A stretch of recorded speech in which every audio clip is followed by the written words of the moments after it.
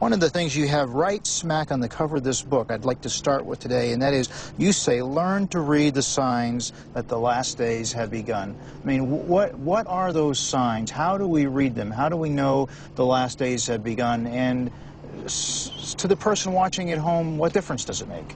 Well, it makes a lot of difference because it means that history is coming to a crisis point. I want to deal specifically with unique signs. Unique is something that's never happened before, and that by its nature could almost not ever happen again. Okay. So let's look at things. The rebirth of Israel is a preeminent sign. Yes. Throughout the Old Testament, Budding of the fig we were tree. told that when Israel was reborn, Jesus Christ would come. Jesus himself said this in Matthew 24. He said to his disciples, learn a parable of the fig tree. Now, the fig tree is the symbol of Israel throughout the Bible, 6 times. It is used as a symbol of Israel today. And Jesus Christ said, when the fig tree begins to bud and puts forth leaves, no matter how winter-like it seems, you know spring is coming, even at the doors. Yes. He said, the generation that sees this thing happen will live to see the coming of the Son of Man. Even back in 110 A.D., only 40 years after the destruction of this beautiful city, Jewish Christians writing in a book that was not part of the Bible, but was a commentary on Matthew 24, called the Apocalypse of Peter. The question was asked rhetorically, what is the fig tree that Jesus speaks of? And the answer is given in 110 A.D. by Jewish Christians. The fig tree is the house and nation of Israel. So even when Jerusalem was in ruins, Jews who were Christians knew that Jesus was speaking in Matthew 24, that when you see Jerusalem and Israel, Zion, once again rebuilt, reborn, know that this generation that sees this thing happen will be alive as a generation to see the coming of the Son of Man. And that clock started ticking at a very precise time in history. May 15th, 1948. Yeah. Do you know that Jesus also caused the psalmist David in Psalm 102, verse 13 to 16, to say that the generation that sees Zion rebuilt will not die until God comes. And so we have 2 witnesses that when you see Zion rebuilt, which is what Israel is, God is going to come. And so we have 2 witnesses that this is the generation. So then we're left to determine what's a generation. 70 or 80 years according to the same psalmist. And so in the lifetime of a natural group of people, I was born in 1948, and many of our listeners were born around that time, I have an expectation that if I don't have an accident or a premature sickness, that I could well live to see the coming of Jesus Christ.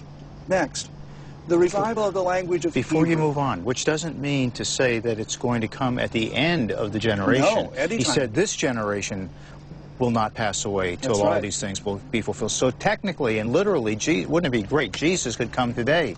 Yes. We could I'm catch ready. it. Let's go. That'll solve a lot of problems. Yes. Zephaniah chapter 3, verse 9, written 2,500 years ago by that prophet, said that God would restore unto his people a pure language that they may call upon him with one consent.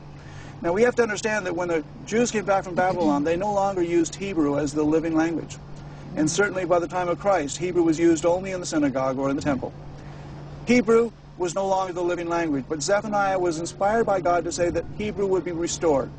They would receive a common language to call upon God with one consent. And so we see in our day and age, beginning back in the early 1900s, a man by the name of Eliezer Ben Yehuda, living in this very city, awoke one night when God told him to restore the Hebrew language to his people.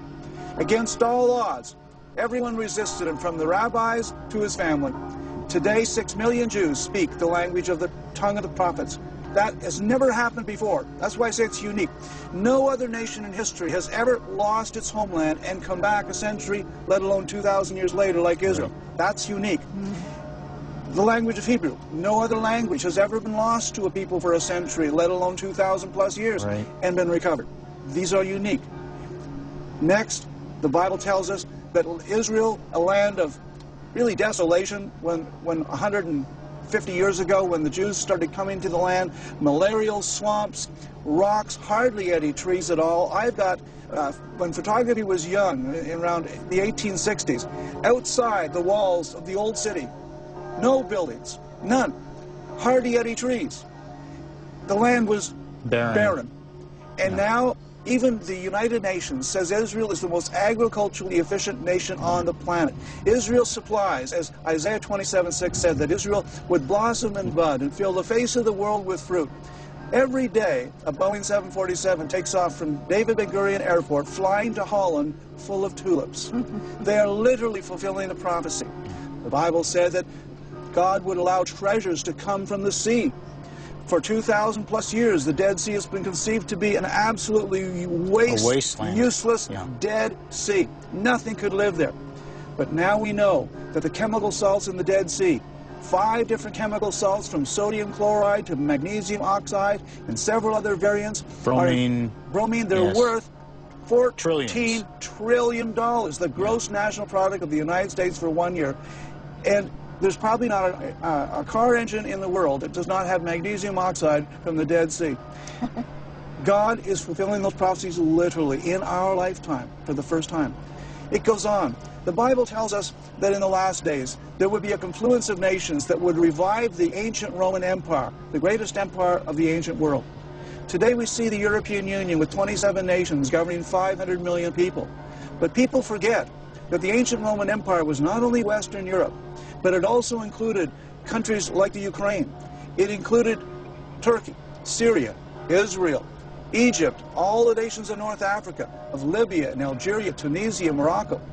And all those nations are now joining the European Union as associate members, including Israel. And so the ancient Roman Empire geographically is coming together. Daniel was told that the Antichrist, who will ultimately become the global dictator, would be the prince of the people that shall come that shall destroy the city. The people that came and destroyed the city were the Roman legions, Rome. And that prince that shall come comes out of the Roman people and legions. The revived Roman Empire. It is going to be the revived Roman Empire. And today, Europe has just passed the Lisbon Treaty with the Irish referendum. And Czechoslovakia and Sweden are now voting in their own parliament to make the decision to rubber stamp this. At that point, the European Constitution comes into play. They have already decided that we will immediately have a permanent president and foreign secretary. Tony Blair is on the short list to become president of the European Union so that they can have a world leader of the same stature as President Obama and Prime Minister Putin, who can stand up to the rest of the world. Instead of, in the past, they've had a rotating presidency of 6 months where, you know, one 6 months would be Latvia, then it would be Slovenia. They want someone who the whole world knows who he is, and he can speak for Europe, which has an economic and potential military power equal, actually, to America and Russia. Step by step, all these things are coming to pass. We find that the Bible tells us that in the last days there will be a confederation led by Russia, who will supply arms to countries which are named specifically Persia, which is Iran.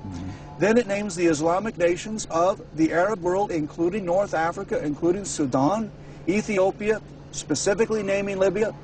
Well, those nations are joining, first of all, in the Arab League, but now there is a military alliance between China and Russia, Iran and Syria, with all those former Muslim republics of the former USSR, called the Shanghai Cooperation Organization.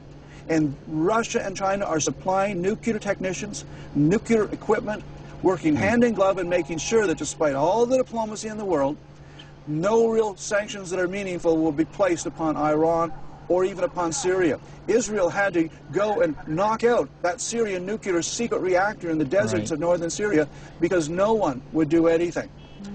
Step by step, these nations are coming into play. You know, one of the most amazing prophecies in the book of Revelation says that a 200 million man army will rise up from the kings of the east, who will, after the Antichrist arises in Europe, he will step by peace treaties and war. He will step by step conquer the entire globe. But then the nations of the kings of the east, they will realize it's now or never. And during the last half of that 7-year period, the nations of the East, China, Japan, India, are going to wake up and say, if we don't take them out now, we will be in bonds forever with the modern technology of surveillance and weapons of mass destruction. The Bible says they'll gather an army of 200 million. Well, John was astonished because the whole population of the Roman Empire was 200 million. How could you have an army of 200 million?